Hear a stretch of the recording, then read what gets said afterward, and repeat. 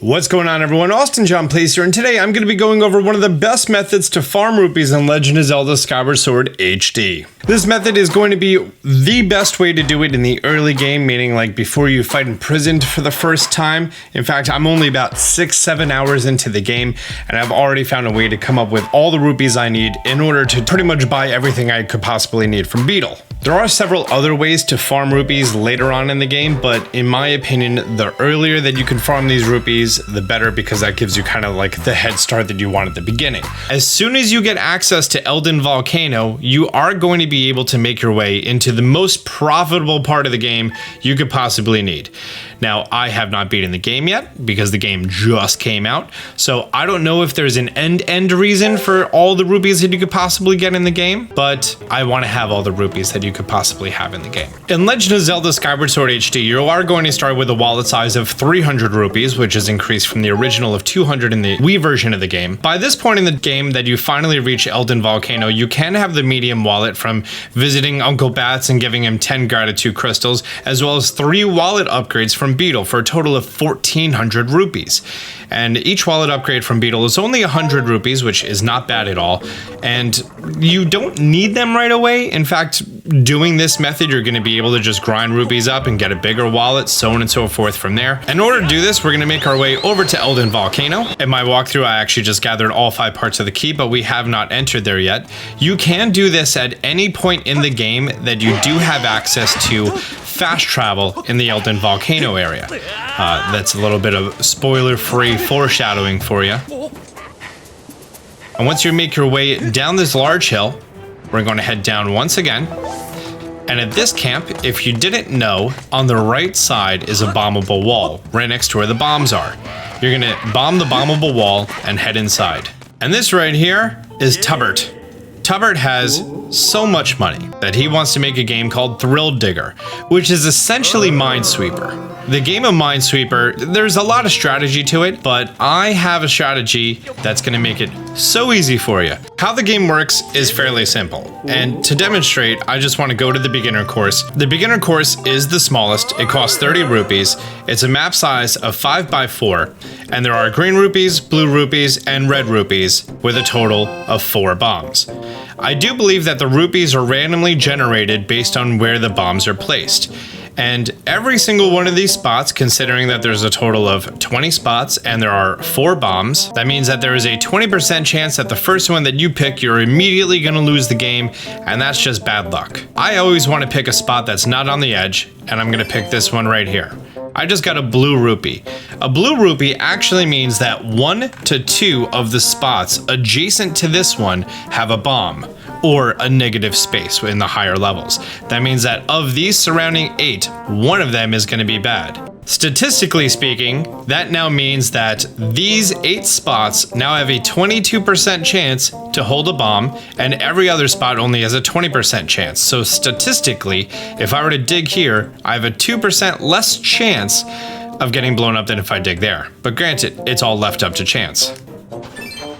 I got a blue rupee again. Statistically, these 3 spots now have the lowest at 11% chance. So I'm just gonna dig this one.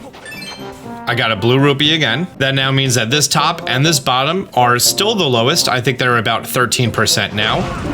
And unfortunately, I found the 13%.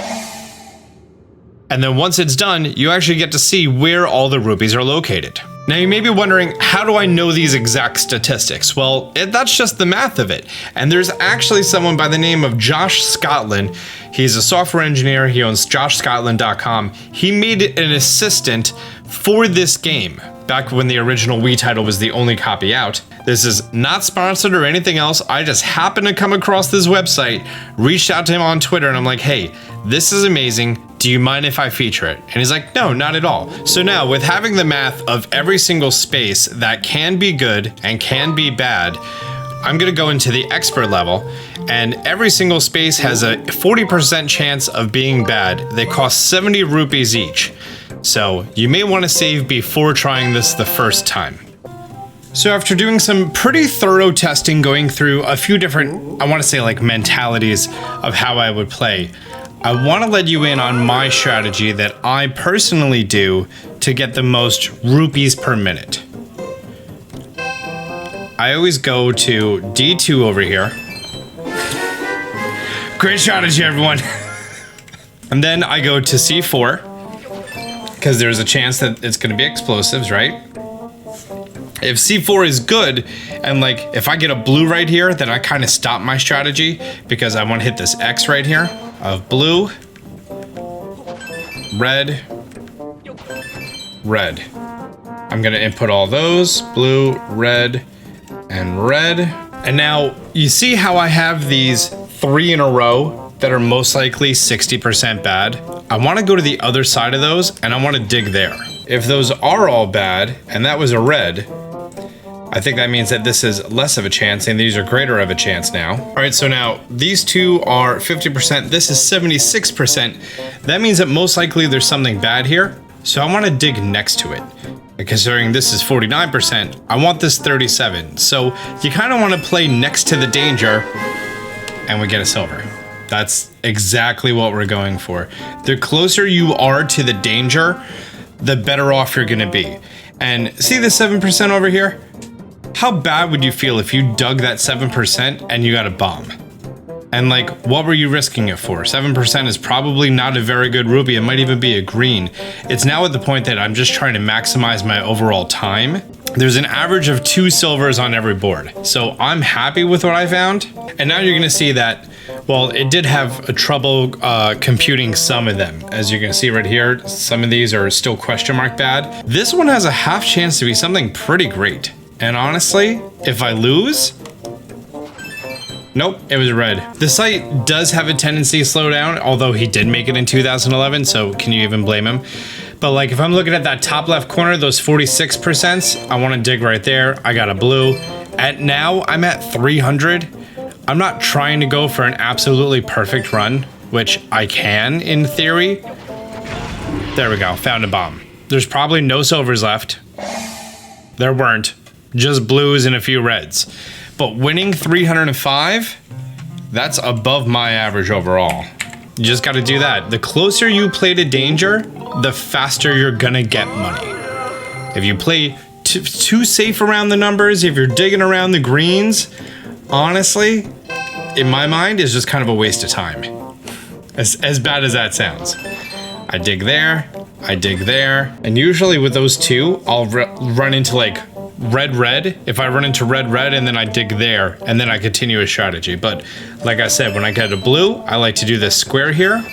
Red, blue. And now we're gonna see that at the top right, we have those 58% that could be bad. I wanna dig right here. Oops, oh well. Was I close to one? Nope, there was one down there and that was it. So only 1 silver on the board, but the important part is I made my money back and I'm out. You know, if I were to keep doing that round over and over, and like I'm not gonna get like a big jackpot, it's really not worth the time. You just wanna blow yourself up. First spot, I got a blue. Then we got a red. This right here, all of these have a 20% chance to be good. And honestly, I don't want them. Because here's gonna be blues, maybe greens, but instead I'm seeing that the perimeter of this one, these spots that I'm running on top of, have a 51% chance to be bad. I wanna dig here. I got a rude pour. That's even better.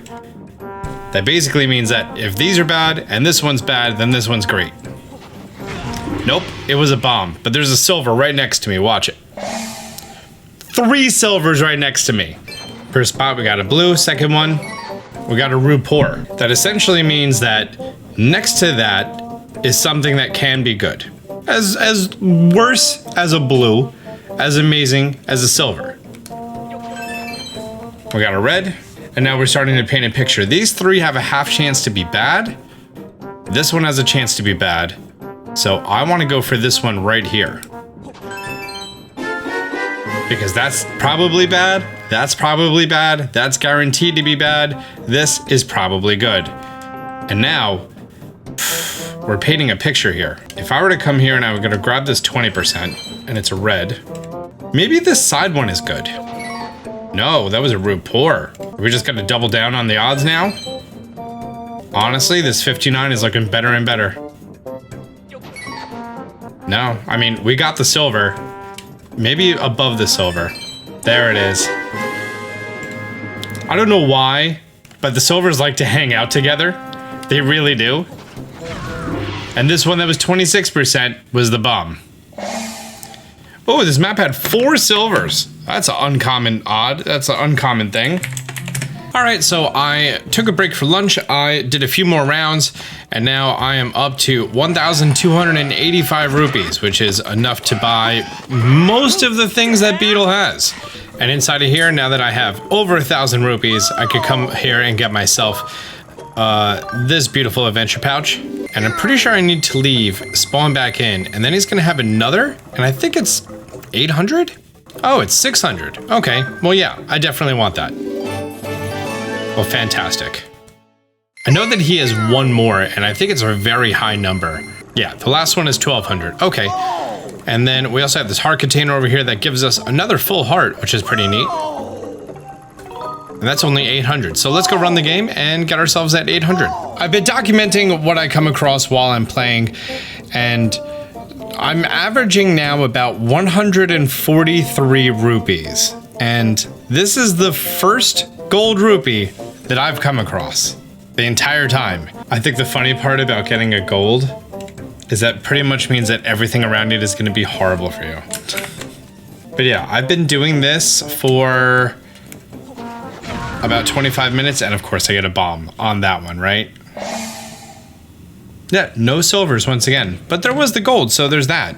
And now once again my rupees are full. Let's go back to Skyloft and buy some stuff. With that, that is going to be the 1,200 rupee adventure pouch. So now I just need to replay the game to get 800 rupees for that heart. So while the strategy it's definitely not the fastest, okay? But it's guaranteed to get you money, and you could do it at the beginning of the game and kind of give yourself a nice head start here. And that's what I like about this strategy. Because later on, you could get rupees, but what do you need that many rupees for at the end of the game? Honestly, we don't know yet. Well guys, if you found this video helpful, do me a favor, hit the thumbs up button down below. I have a full playlist of my entire 100% walkthrough to help you out with the game Legend of Zelda Skyward Sword HD for the Nintendo Switch. If you're new to the channel, feel free to subscribe, turn on notifications. Until next time, Austin John out.